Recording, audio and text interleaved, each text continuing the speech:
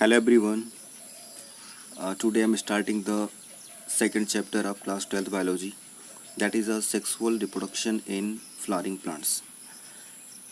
First chapter में हमने देखा कि रिप्रोडक्शन क्या होता है, मीन्स रिप्रोडक्शन की डेफिनेशन क्या होती है, उसके टाइप कितने हो सकते हैं.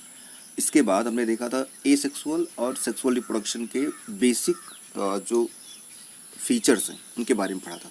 यहाँ पर आप देखेंगे तो आपको सेकेंड चैप्टर की जो स्टार्टिंग हो रही है उसमें उसका नेम है sexual reproduction in flowering plants.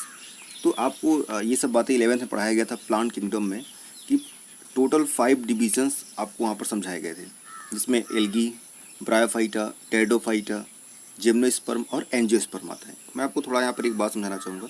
Angiosperm, आपने इसका नाम सुना होगा, एंजियोस्पर्मी प्लांट. एंजियोस्पर्म्स प्लांट का मतलब होता है फ्लावरिंग प्लांट्स. क्या होता है? Flowering plants. तो ऐसे प्लांट जिसमें फ्लावर आता है, जिसमें फ्लावर के बाद फ्रूट का फॉर्मेशन होता है, उसको हम एंजियोस्पर्मिक प्लांट या फ्लावरिंग प्लांट बोलते हैं. यहाँ तक क्लियर बात है. तो यहाँ पर एक जो इम्पोर्टेंट बात है ये समझना है कि सेक्सुअल रिप्रोडक्शन फ्लावरिंग प्लांट्स में होता है. ठीक है, आगे बढ़ते हैं. आप जब फर्स्ट पैराग्राफ देखोगे तो इस पैराग्राफ में आपको ये बताया जा रहा है कि जो प्लांट होते हैं, ठीक है, वो सेक्सुअली रिप्रोड्यूस करते हैं. और प्लांट जो होता है वो उसका बेनिफिट बताया गया है. जैसे क्या है कि प्लांट से परफ्यूम मिलता है हमें, इनका जो रिच कलर होता है वो हमें अट्रैक्ट करते हैं. सीधी सी बात है. ठीक है, फ्लावर सबको अच्छे लगते हैं, सबको अट्रैक्ट करते हैं. तो यहाँ पर हम प्लांट के बाद इसके अलावा क्या होता है, प्लांट से जो हमें एंड प्रोडक्ट मिलता है जिसमें फ्रूट और सीड का फॉर्मेशन होता है. राइट, फ्रूट एंड सीड का फॉर्मेशन होता है, और वो भी हमारे लिए कितना हेल्पफुल है इसको बताने की ज़रूरत नहीं, हम आप इसको अच्छे से जानते हैं. ठीक है, अगली जो हेडिंग आती है वो हेडिंग है flower a fascinating organ of angiosperm. देखिए, फ्लावर का यूज कहाँ कहाँ होता है. अभी तक तो था कि कि फ्लावर हमें अच्छे लगते हैं, उनसे हमें फूड मिलता है, सीड मिलता है. इसके अलावा उसका यूज कैसे करते हैं आप देखोगे. यहाँ पर aesthetic, ornamental, social, religious, cultural value. आप कहीं पर भी देखो, कोई भी फंक्शन हो, चाहे वो हैप्पीनेस का फंक्शन हो, चाहे ग्रीफ का फंक्शन हो, मीन्स सारोनेस का हो, हर जगह फ्लावर की ज़रूरत पड़ती है. ओके, तो ये बताया जा रहा है चाहे वो सोशल वैल्यूज़ में हो, ऑर्नामेंटल के तौर पे हम लोग उसको बहुत सारे लोग यूज़ करते हैं, बालों में लगाते हैं, तो वो चीज़ें आप जानते हो. इसके अलावा बोला जा रहा है कि ये ह्यूमन फीलिंग को भी शो करते हैं. अगर हमें कहीं पर लव एक्सप्रेशन करना है, किसी के साथ अफेक्शन शो करना है, हैप्पीनेस शो करना है, ग्रीफ शो करना है, तो वहाँ पर भी हम देखते हैं कि हम ज़्यादातर फ्लावर के थ्रू अपने इमोशंस को शेयर कर सकते हैं. राइट, आगे बढ़ते हैं. अब बायोलॉजिकली बात पे चलते हैं. बायोलॉजिकली बात पे चलने का सेंस ये हुआ जब हम समझते हैं कि आखिर में फ्लावर में होता क्या क्या है.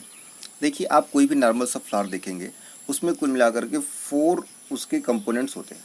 फ्लावर में 4 कंपोनेंट्स होते हैं. इसमें एक कंपोनेंट का जो नाम है वो आपका है कैलिक्स. फर्स्ट जो आपका कंपोनेंट है वो उसको आप बोल सकते हो कैलिक्स. सेकेंड को आप कह सकते हो कि सर ये होगा कोरोला.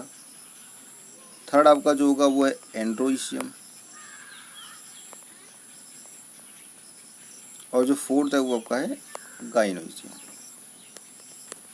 है बात क्लियर है.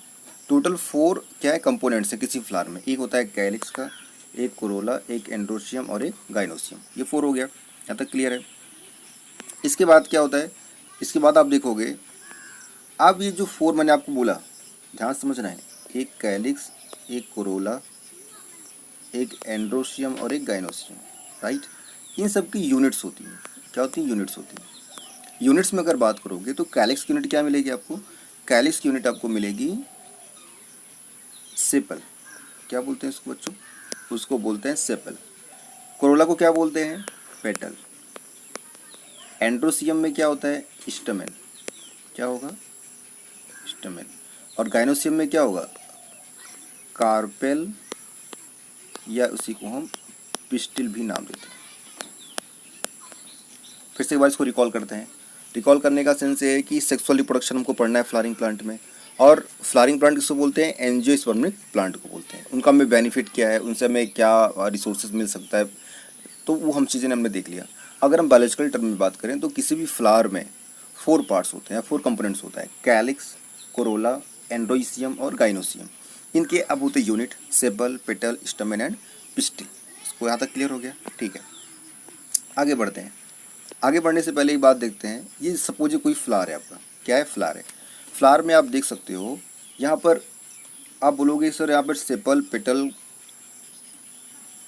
और स्टमेन और हम पिस्टिल को पहचानेंगे कैसे? देखिए, ये जो रीजन है इसको क्या बोल रहे हैं? सेपल बोलते हैं। क्या बोलते हैं? सेपल।